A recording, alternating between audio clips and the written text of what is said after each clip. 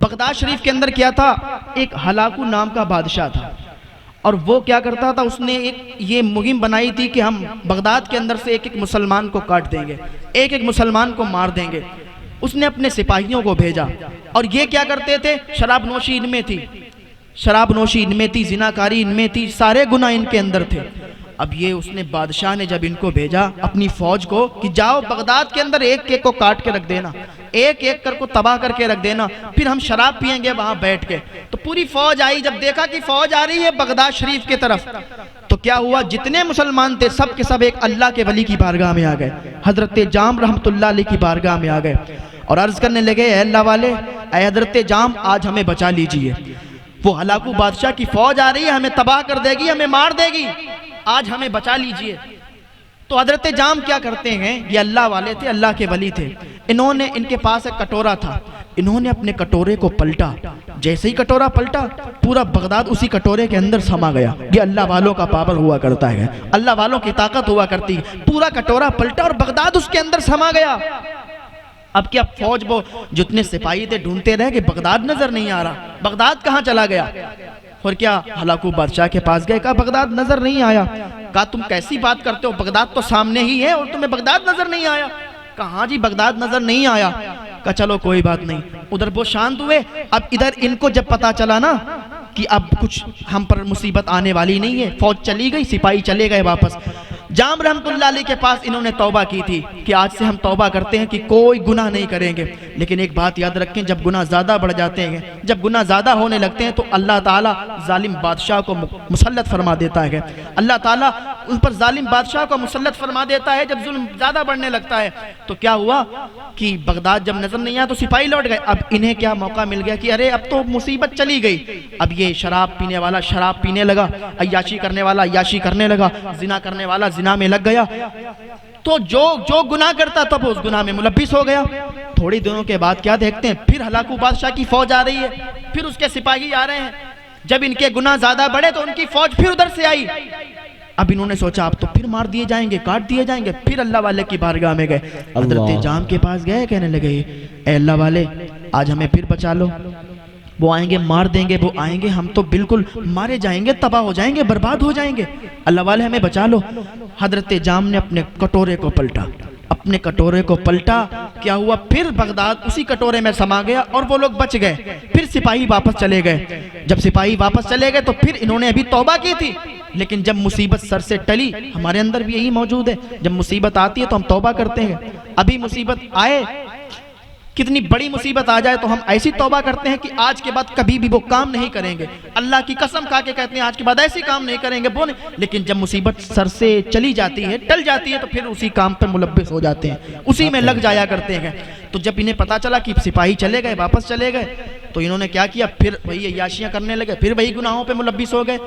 پھر کچھ دنوں کے بعد پھر ہلاکو بادشاہ اپنی فوج کے ساتھ پھر چلا، کہا تم لوگ بے وقوف ہو، تمہیں پتہ نہیں کیسے نظر نہیں آتا بغداد، چلو میں تمہارے ساتھ چلتا ہوں۔ ہلاکو بادشاہ اپنی پوری فوج کو لے کے آیا، جب انہیں پتا چلا کہ ہلاکو بادشاہ آ رہا ہے اور آج تو مارے جائیں گے، کاٹے جائیں گے، پھر اللہ والے کی بارگاہ میں گئے، اللہ والے مجھے بچا لو،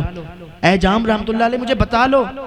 آج اگر آپ نے نہیں بچایا تو ہم لوگ مار دیے جائیں گے۔ حضرت جام نے اپنا کٹورا پلٹنا چاہا، جیسے ہی کٹورا پلٹنا چاہا آواز آئی، اے جام آج نہیں، آج کٹورا نہیں پلٹا جائے گا،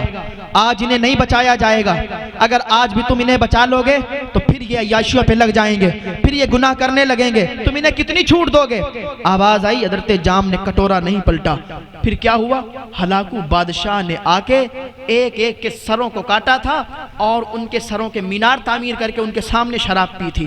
تو یہ ہوتا ہے کہ جب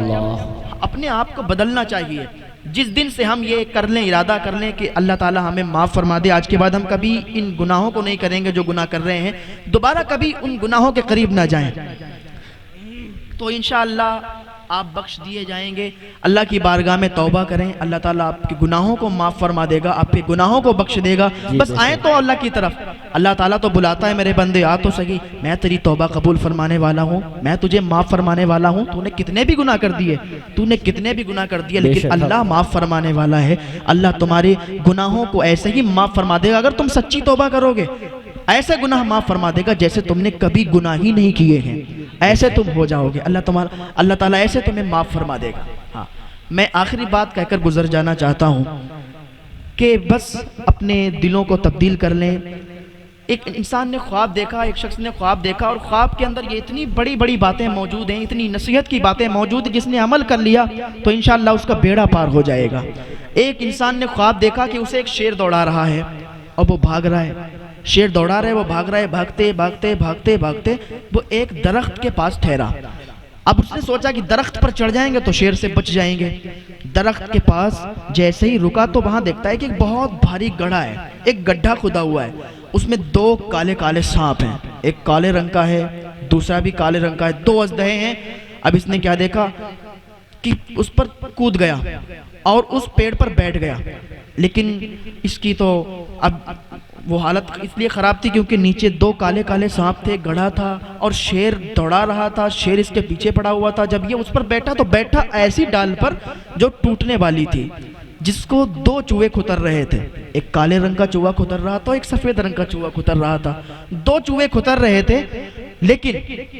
اب یہ سوچنے لگا کہ اگر یہ ڈال ٹوٹی تو میں اس کے اندر گر جاؤں گا۔ اب یہ سوچ ہی رہا تھا کہ اس کے اوپر ایک بوند ٹپکی، اوپر دیکھا تو شہد کا چھتا لگا ہوا تھا اور شہد کے چھتے سے شہد ٹپک رہا تھا۔ اس نے اپنے منہ کو اٹھایا اوپر، منہ کھولا، شہد کا جو رس تھا وہ اس کے اندر گرنے لگا۔ اب یہ اس شہد کے لذت میں آ گیا، اس شہد کو چوسنے لگا، اس کو کھانے لگا۔ اب یہ بھول گیا کہ اسے شیر دوڑا رہا ہے، اب یہ بھول گیا کہ جس ڈال پر یہ بیٹھا ہے وہ ڈال ٹوٹنے والی ہے، یہ بھول گیا اس کو دو چوہے کتر رہے ہیں، اب یہ بھول گیا کہ نیچے گڑھا ہے، اس میں دو کالے کالے اژدہے ہیں، دو کالے کالے سانپ ہیں، یہ بھول گیا اور یہ اس شہد کے نشے میں آ گیا، اس شہد کی لذت میں آ گیا۔ ایک ٹائم ایسا آیا کہ ڈال ٹوٹی اور یہ گڑھے میں گر گیا، اور دو کالے جو سانپ بیٹھے تھے انہوں نے اس کو ڈس لیا۔ جیسے ڈسا ویسے ہی اس کی آنکھ کھل گئی اور اچانک سے بیٹھ گیا، اٹھ کے ڈر گیا۔ اچانک سے اٹھا تو کیا دیکھتا ہے کہ بہت ڈرا، رونگٹے کھڑے تھے، فوراً بھاگتا ہوا گیا اللہ کے ولی کے پاس۔ ایک اللہ والے تھے، وہ دلوں کے حال کو جانتے تھے، ان کے پاس گیا، جاننے کے بعد کہا اے اللہ والے میں نے یہ خواب دیکھا ہے، مجھے اس کی تعبیر بتائیں، اس کی تعبیر کیا ہے؟ ان اللہ والے نے کہا کیا خواب دیکھا ہے؟ اس نے سارا کچھ بتایا، شیر دوڑا رہا ہے، وہ ایسا ایسا ایسا ایسا ایسا۔ تو انہوں نے کہا ٹھیک ہے، کہا یہ جو تو نے خواب دیکھا ہے نا، جو تجھے شیر دوڑا رہا تھا وہ کوئی شیر نہیں تھا۔ کہا کیا تھا؟ کہا وہ تیری موت تھی، جو تجھے شیر کی شکل میں تجھے دوڑا رہا تھا وہ تیری موت تھی، وہ کوئی شیر نہیں تھا۔ کہا اچھا، کہا وہ گڑھا کیا تھا؟ کہا جو گڑھا تھا وہ تیری قبر تھی۔ کہا قبر تھی؟ کہاں وہ تیری قبر تھی۔ کہا وہ کالے کالے سانپ کیا تھے؟ کہا جو کالے کالے سانپ تھے وہ تیرے گناہ تھے، تو جانے انجانے میں گناہ کر دیتا ہے، تجھے لگتا ہے یہ چھوٹا گناہ ہے، تو کسی سے مذاق کرتا ہے۔ آج کل آپ دیکھ لیں، بھتیجے سے مذاق کر رہا ہے، اگر کسی کا چچا ہے تو چچا بھتیجے سے مذاق کر رہا ہے، کوئی کسی سے مذاق کر رہا ہے، مذاق میں وہ ایسی غلط باتیں بول دیتے ہیں، لوگ سمجھتے ہیں کہ یہ کوئی گناہ ہی نہیں ہے، لیکن ہاں وہ گناہ ہے۔ لوگ سمجھتے ہیں یہ چھوٹے چھوٹے گناہ، ان کے عذاب تھوڑی ہوگا، ہر گناہ کا عذاب پڑے گا۔ تو کہا وہ تیرے جو وہ گناہ تھے، جو کالے کالے سانپ تھے وہ گناہ تھے۔ کہا ٹھیک ہے، کہا جس ٹہنی پر میں بیٹھا تھا، جس ڈال پر میں بیٹھا تھا وہ ڈال کیا تھی؟ کہا وہ تیری زندگی تھی۔ کہا زندگی تھی؟ کہا وہ تیری زندگی تھی۔ اچھا اس کو دو چوہے کدھر رہے تھے، ایک کالے رنگ کا تھا، ایک سفید رنگ کا تھا۔ کہا وہ تو چوہے تھوڑی نہ تھے۔ کہا پھر کیا تھا؟ کہا وہ رات اور دن تھے، رات آتا ہے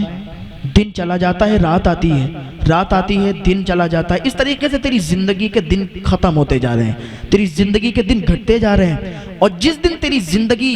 پوری ہو جائے گی موت کا فرشتہ آ جائے گا، تیری روح کو لے کر چلا جائے گا۔ آج ہم اپنا برتھ ڈے مناتے ہیں، جنم دن مناتے ہیں، ہمیں لگتا ہے ہماری عمر بڑھ گئی، کسی کی 40 سال، کسی کی 20 سال، کوئی 30 سال پہ بنا رہا ہے، ہر سال کے سال بنا رہا ہے، اسے لگتا ہے کہ میری عمر بڑھتی جا رہی ہے، لیکن حقیقت میں عمر گھٹ رہی ہے۔ مان لیجئے کسی کی 60 سال عمر ہے، اس کی 40 ہو گئی، اب اگر 41 ہوا، اب وہ جنم دن منا رہا ہے کہ میری عمر بڑھ رہی ہے، لیکن اس کے تو 20 ہی سال کم ہے، 20 سال میں اس کی پوری ہو جائے گی، اب وہ دنیا سے چلا جائے گا۔